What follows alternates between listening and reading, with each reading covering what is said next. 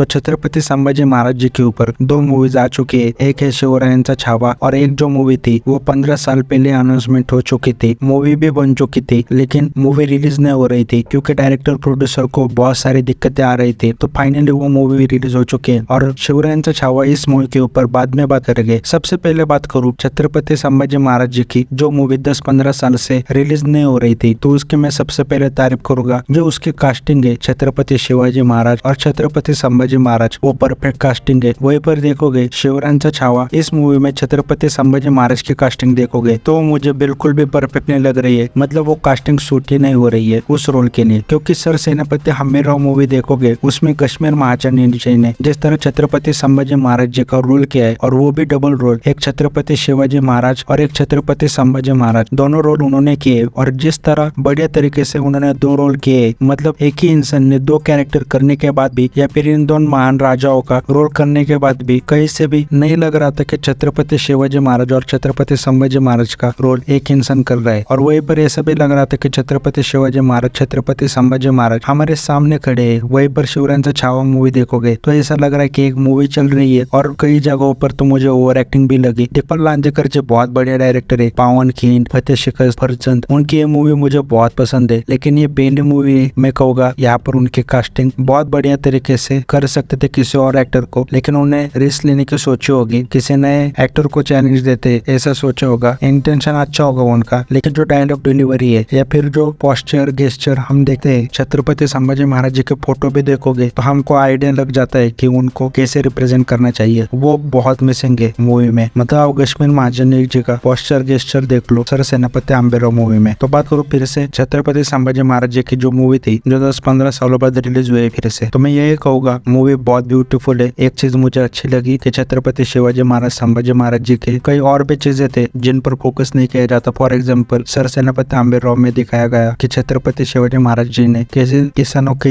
हित के लिए एक योजना निकाली। उसी तरह इस मूवी में वॉर सीन्स कम है, लेकिन छत्रपति संभाजी महाराज जी को जो पॉलिटिक्स का सामना करना पड़ा, जो उनको यातनाएं हुई, उन सबको बहुत बढ़िया तरीके से दिखाया है। लास्ट के 15-20 मिनट आपके रोंगटे खड़े कर देंगे, आपको रुला देंगे, और आपको प्राइड भी होगा कि आप ऐसे महान राजा के देश में पैदा हुए। तो ये कहूँगा मैं मस्ट वॉच मूवी है। लेकिन इसमें एक चीज दिखाई है, छत्रपति संभाजी महाराज दिलेर खान से मिलते हैं, तो कई लोग ये भी कहते हैं कि ये संभाजी महाराज जी और छत्रपति शिवाजी महाराज जी की राजनीति थी, कूटनीति थी मुगलों के खिलाफ लड़ने के लिए। तो उस चीज के बारे में मुझे भी ज्यादा पता नहीं है, तो ये आपके ऊपर है या फिर आपके नजरिए के ऊपर है कि ये मूवी आपको इतने से कितनी सही लगती है या फिर गलत। मुझे उस चीज का आइडिया नहीं है, लेकिन जो लास्ट के 40 दिन छत्रपति संभाजी महाराज को जो यातनाएं दी थी, उसके लिए मैं कहूँगा ये मूवी जाके देख लो। और रिकमेंड भी करता हूँ अपने हिंदी व्यूअर्स को कि ये देख लो कि ऐसे एक महान राजा ने कितनी यातनाएं सही थी। बाकी दिलेर खान और छत्रपति संभाजी महाराज जी के ऊपर किसी को कोई जानकारी है तो वो कमेंट करके बता दे। और बात करो शिवरायांचा छावा मूवी की, तो वो बिल्कुल मैंने कास्टिंग के ऊपर मूवी को क्रिटिसाइज किया है, लेकिन पूरा डायरेक्टर का विजन अभी भी मुझे पता नहीं है। तो फिर सबसे पहले मूवी देख लो वो शिवरायांचा छावा। मैं वो भी कहूँगा कि उस मूवी को भी देख लो, और उसके बाद खुद ही डिसाइड कर लो दोस्तों को मूवी दिखानी है, फैमिली को मूवी दिखानी है नहीं। क्योंकि ट्रेलर के ऊपर मुझे अभी ऐसा लग रहा है, लेकिन मूवी देखने के बाद ही कह सकते हैं, हो सकता है कास्टिंग अच्छे भी निकल जाए।